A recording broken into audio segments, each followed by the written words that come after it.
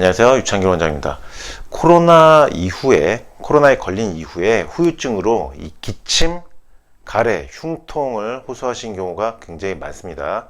폐기관지 쪽에 발생된 코로나 바이러스로 인한 염증 반응 이후에 남아있는 이제 후유증, 롱 코비드 증상인데요. 저 아는 분도 후유증으로 계속 기침하더라고요. 코로나 후유증 기침의 특징은 목이 갑자기 싹 마르면서 건조해지면서 쎄하게 통증이 느껴지면서 기침이 연속적으로 발작적으로 나오면서 가래가 배출되는, 가래의 특징은 단단하면서 점액질의 형태를 단단하게 이루고 있는 그런 가래가 배출되죠. 그래서 코로나 감염 이후에 이 기침 가래 증상 후유증으로 남아있는 분들 많습니다. 흉통도 호소하시는 분들 많고요. 이런 경우는 이제 양약을 이용해서 코로나 걸렸을 때 치료를 하셨을 텐데요. 후유증 치료 쪽에서는, 몸을 조리하는 쪽에서는 코로나 후유증, 롱 코비드 증상은 한약 치료에 도움을 받으신 것이 상당히 효과적입니다. 그 이유는 예를 들면 기침, 가래 증상, 열 증상에 쓰는 이 마행감석탕이라는 처방이 있는데, 이건 예시를 들어서 설명을 드린 것입니다. 이 약은 굉장히 강력한 작용을 발휘한 약이기 때문에 진단 후에 처방을 받아야 된다는 점 말씀드리고요. 예시를 들어서 말씀드리겠습니다.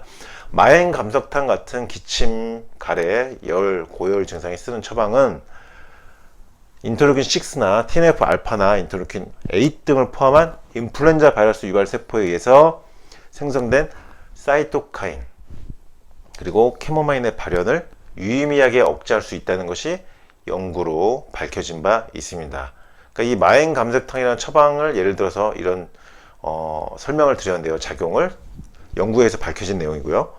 그래서 결국 한약이 코로나 후유증, 기침, 폐, 기관지 염증 후유증에 쓸 수 있는 이유는 사이토카인 분비를 조절함으로써, 그러니까 면역을 조절할 수 있다는 것, 한약의 작용 중요한 부분인데요. 이 사이토카인을 조절할 수 있기 때문에 자가면역 질환도 관해 상태로 갈 수 있도록 치료를 할 수 있는 것입니다.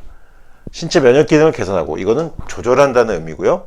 코로나 바이러스로 인한 폐렴 후유증을 치료할 수 있는 것입니다. 사이토카인 분비를 조절하고 케모카인의 발현을 조절하고 면역 반응을 조절함으로써 면역 상태를 개선함으로써 코로나 바이러스에 의해서 손상된 폐렴 후 후유증을 치료할 수 있다.